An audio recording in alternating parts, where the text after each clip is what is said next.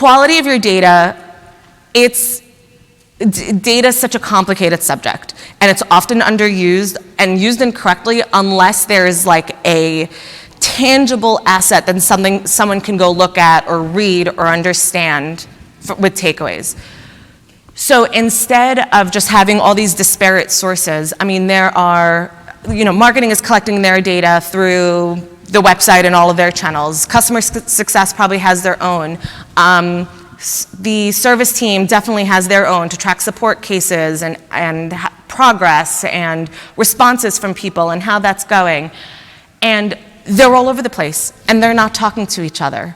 I cannot tell you how many times I've worked or spoken to companies where their sales team has no idea, and even their own customer success team has no idea that their customer has like an ongoing case ticket open with customer support that could have been going on for weeks or months.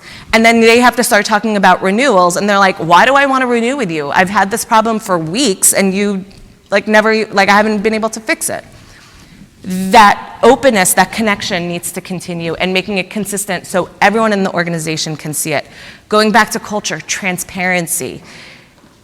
Bad feedback is not something to hide. We actually learn more from negative information than positive information. Those are the customers who are going to help you improve, and you need to use that technology to connect with customers. Knowledge bases, customer portals, give them a bird's eye view of everything that you have for them. Access to resources, product information. If you really value their vision, sneak peek into product roadmaps and let them provide their input. And quite frankly, if they are going to provide an input and it's something that you implement, chances are they're going to be more invested in that feature because it came from them. Oh, sorry, one more thing on improving your data. I talked about unstructured information. So tools like Gong and Chorus, and quite frankly, a lot of these like call recording services, a lot of them also transcribe the calls every time they're recorded, and it happens automatically. It doesn't require any human time. A lot of them now are adding or have added an AI element too, where it will track emotional sentiment based on the way that an individual's voice raises or lowers, or I don't know the science behind it, but basically the tool is able to pick up the emotions that somebody is feeling during a conversation. So if you're having a demo or a call with a client about a renewal or a contract or something, these AI features are allowed to give you now access into information that's saying, hey, this part of the call really resonated well. Their sentiment was green or happy or whatever, or excited, but then this part of the call, their sentiment really dropped and it became quite negative. And then if you collect enough of that information and start looking for trends, you now have different information that you can use to be like, okay, well, we haven't been talking about this topic, but it's really resonating. So how do we build on that? Or, you guys, we're doing this renewal, we're not positioning it right, we need to think of another way to bring up this challenging concern.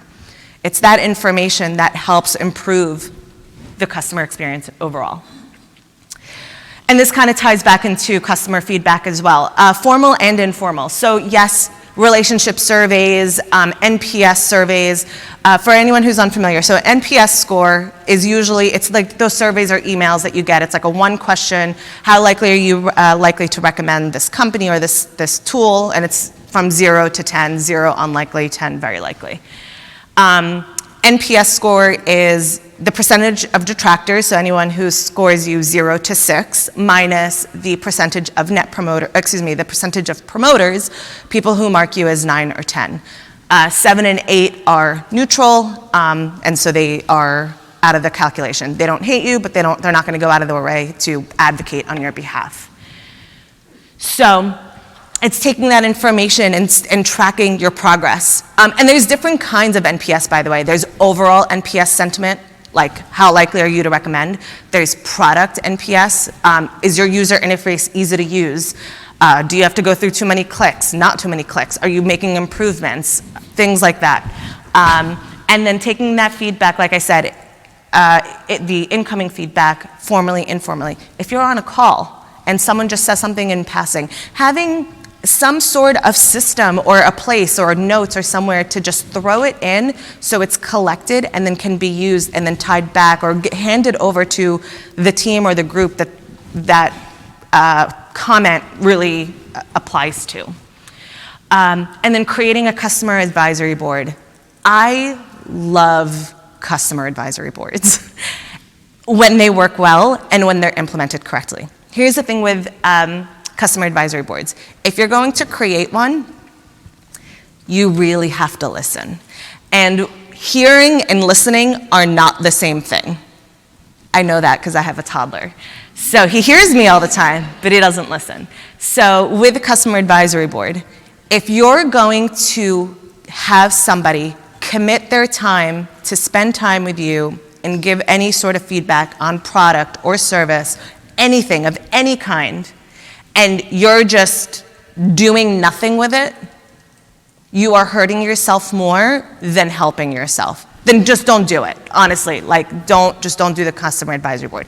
It has to be a constant feedback loop, and the product team, R&D, have to be fully bought in on this to work because it's 9 times out of 10 going to affect them the most.